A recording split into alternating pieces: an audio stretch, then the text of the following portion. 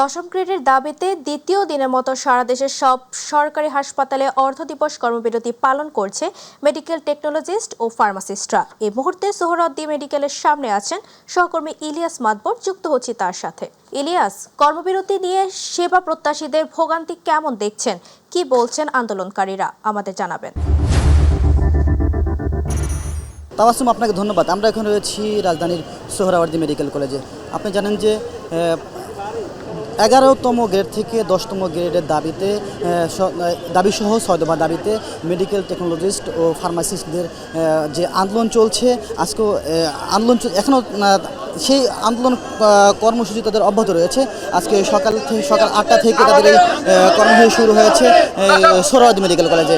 এখানে আসলে আন্দোলনকারীরা বলছেন যে তাদের সবচেয়ে যে পরীক্ষা নিরীক্ষার বিষয়ে সবচেয়ে বেশি কষ্ট করেন তারা, এবং সেই হিসাবে তাদের মূল্যায়ন করা হয় না। তারা গত 30 বছর ধরে তারা আন্দোলন করে আসছেন, বা তাদের এই দাবি হচ্ছে তাদের দাবি পূরণ করা হচ্ছে না। এই জন্য তারা আসলে রাজপথে নামছেন। তাদের এই দাবি পূরণ না হলে সামনে আরও কঠোর আন্দোলনে যেতে চান তারা। এখন যারা আন্দোলন করছেন, আমরা একজন ভুক্তভোগীর সাথে কথা বলার চেষ্টা করবো যে কী দাবিতে তারা এখানে এসেছেন এবং আন্দোলন করছেন।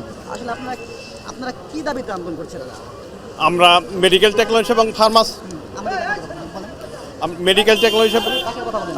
মেডিকেল টেকনোলজি এবং ফার্মাসিস্টদের দীর্ঘদিনের দাবি চাকরির ক্ষেত্রে 10ম গ্রেড বাস্তবায়ন, যেটা আমরা দীর্ঘ 30 বছর যাবৎ সরকারের বিভিন্ন কর্তৃপক্ষের নিকট নিবেদন করে এবং নিয়মতান্ত্রিক উপায়ে আমরা সকল প্রকারের চেষ্টা করে ব্যর্থ হয়েছি।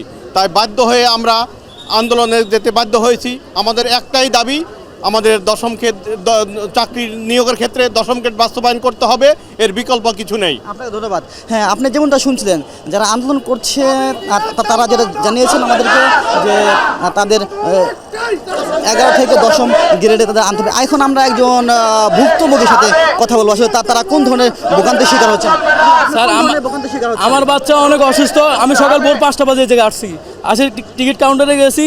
তারপরে আমার এই টেস্টগুলো দিছে, দেওয়ার পরে ওনাদের আন্দোলনটা চলে, ওনাদের আমাদের বলতো যে আমাদের এইগুলো বন্ধ, আপনাদেরকে আজকে এগুলো বন্ধ, সার্ভিস নেওয়া হবে না। ওটা আমাদের টাকা নেওয়ার পরে আমরা যে সময় এই কাউন্টারের সামনে যাই, তখন বলা হয় যে এগুলো বন্ধ, কবে চালু হবে ওনারা কোনো নির্ধারিত দেয় না। তারপরে আমি ওনাদের কাছে আসছি যে আপনাদের এটা তো বন্ধ, তাহলে আমার টাকা আমার ব্যাগ দেন, আমি অন্য জায়গাতে টেস্টগুলো করে নিয়ে আসি। ওনারা বলে এটা হবে না। Thank you. আমরা আরেকজন ভুক্তভোগীর সাথে কথা বলার চেষ্টা করব। আমার বৃহস্পতিবার সোমবার দিন। ইলিয়াস, আপনাকে ধন্যবাদ। দর্শক, সোহরাওয়ার্দী মেডিকেল কলেজ হাসপাতালের সামনে থেকে মেডিকেল টেকনোলজিস্ট ও ফার্মাসিস্টদের আন্দোলনের সবশেষ তথ্য জানাচ্ছিল আমাদের সহকর্মী ইলিয়াস।